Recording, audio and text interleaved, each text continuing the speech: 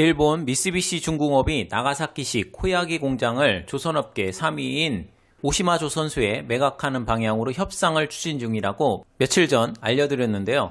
코야기 공장은 2008년에 일본 최대 골리앗 크레인을 가동시켰고 액화 천연가스선 수주에 주력했지만 가격 경쟁력에서 한국과 경쟁이 되지 않자 향후 사업 전망이 없다고 판단한 것으로 보입니다.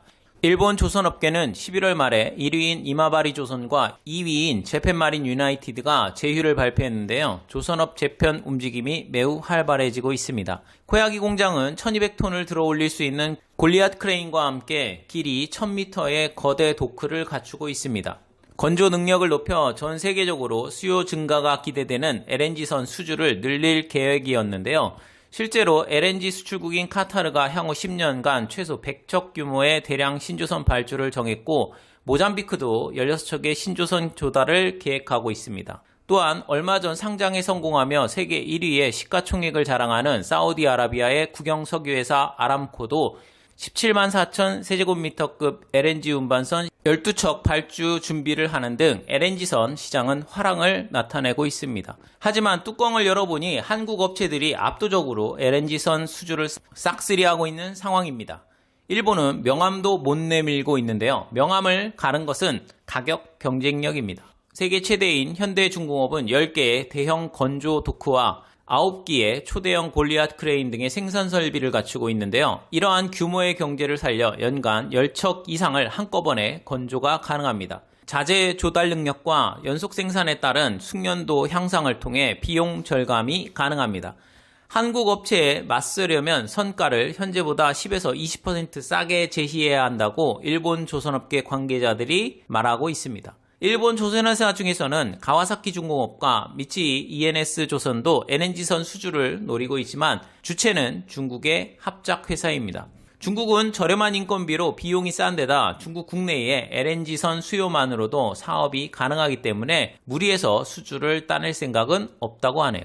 이마바리 조선과 제휴를 결정한 JMU도 협업 분야에서는 LNG선을 제외하고 있는데요. JMU는 2017년도에 LNG선 건조 중 단열 문제가 발생해 공사가 지연되면서 손실이 발생해 694억엔의 단기 적자를 낸 바 있어 신규 수주에는 미온적입니다. 일본 조선업은 향후 이마바리 조선과 JMU 연합에 몇 개사가 더 포함될 것이라는 관측도 있는데요. 단순히 연합을 맺는 것만으로는 소규모 조선소가 난립하는 과잉 상태는 변하지 않을 것입니다.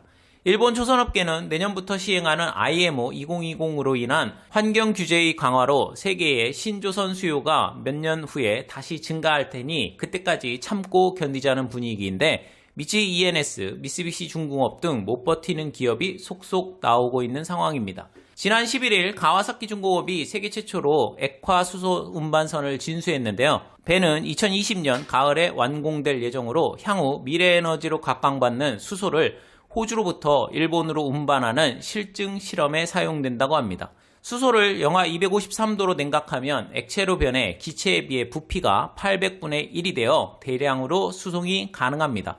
보도된 뉴스에 따르면 아직까지 영하 253도로 냉각하는 기술은 불안전하다고 하네요. 참고로 LNG는 영하 162도에서 액체로 변합니다.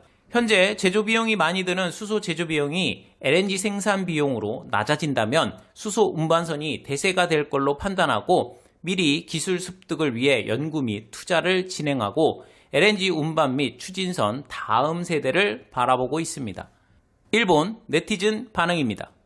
미쓰비시의 견적액보다 싸게 하고 있다면 현대는 거의 이익이 없다고 생각한다. 10에서 20% 차라면 순이익은 0에 가까워서요. 한국에서 배를 만들고 있는 프로그램을 TV에서 본 적이 있는데 설계 기술자나 현장 감독자 등은 유럽 기업에서 파견된 기술자들이 많아서 놀랐습니다. 한국인은 믿음이 가지 않아도 유럽에 기술자가 많으면 안심할 수 있지요. 헐값으로 수주해서 나는 적자를 정부가 세금으로 보전해주는 낙지가 제 다리를 먹는 짓을 언제까지 유지할까요? 투자를 늘려야 할 업계나 공공복지에 돌려야 할 돈을 조선 적자 보충에 충당하고 있기 때문에 타 업계로 돈이 돌지 않고 인프라 시설 노화가 심해진다. 조선 반도체, 액정 패널 전부 한국이 싸게 팔자 방법으로 손을 대서 일본이 막대한 피해를 본 분야네요. 눈앞의 결과에 달려드는 한국다운 수법이라고 할 수 있지만 일손이 모자라는 요즘 기술력은 따라잡을 수 없어. 이익이 적은 일만 늘어가네. 한국 경제 때문에 앞이 없다. 이익을 취하느냐 수주를 하느냐군요. 손해보면서까지 수주해야 하나라는 의견도 있겠지만 수주하지 않고는 돈이 들어오지 않습니다. 고정비를 어떻게 할까요? 조금만 더 기다리면 한국의 경제 불황으로 보조금도 고갈되고 일본 차례가 올 것 같기도 합니다만 이제 얼마 안 있어 그 나라가 없어질지도 모르는데 매각이라니 유감입니다. 크레인 능력으로 일본에서는 만들 수 없는 배들이 많다. 유감스럽게도 한국과 같은 씨름판에 세워지고 있지 않다. LNG 운반선이나 LNG 추진선 건조 능력은 중국, 일본이 한국에 뒤처져서 여러 문제가 발생하다 보니 LNG선 발주를 거의 한국 조선업체에 할 수밖에 없는 상황입니다. 카타르 LNG 운반선 100척은 정치적인 문제로 발주가 늦춰지고 있는 모양인데 조만간 좋은 소식이 들려오겠죠. 시청해주셔서 감사합니다.